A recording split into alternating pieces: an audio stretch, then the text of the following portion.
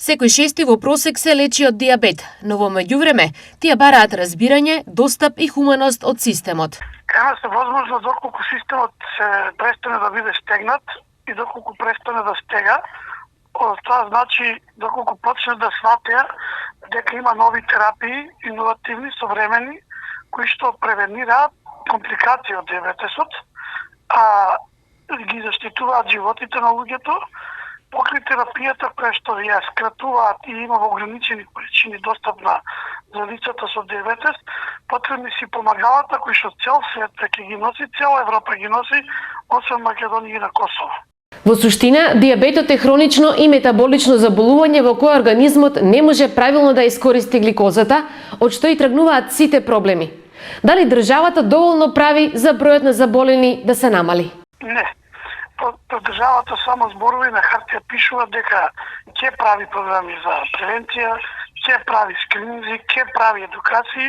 Од тоа ние ништо не видовме, освен што овие изминати 6 години или последната декада промената е со новата терапија која што инсулинска е иновативна и веќе имаме доволно аргумент да кажеме дека не е за секого достапна, мора да ги враќаат пациенти на постари терапии, кои што се исто квалитетни, но не превенираат компликации и нема помагала за сите лица со тип 1 кои што можат нормално да живеат. Диабетот не е само здравствен, тој е и економски проблем.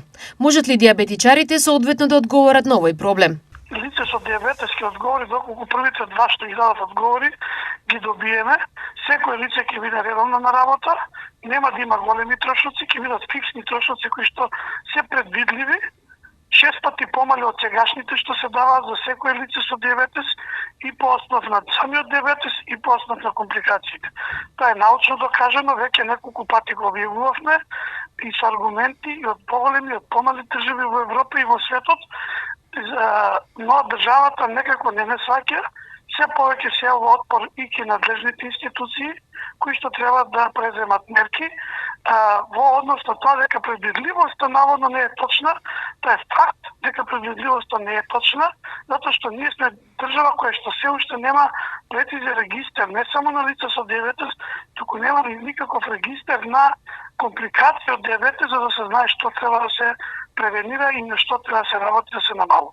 Освен идентификуваните, огромен процент на луѓе и не знаат дека имаат диабет, што е голем проблем, поради што ендокринолозите препорачуваат превентива и редовни прегледи.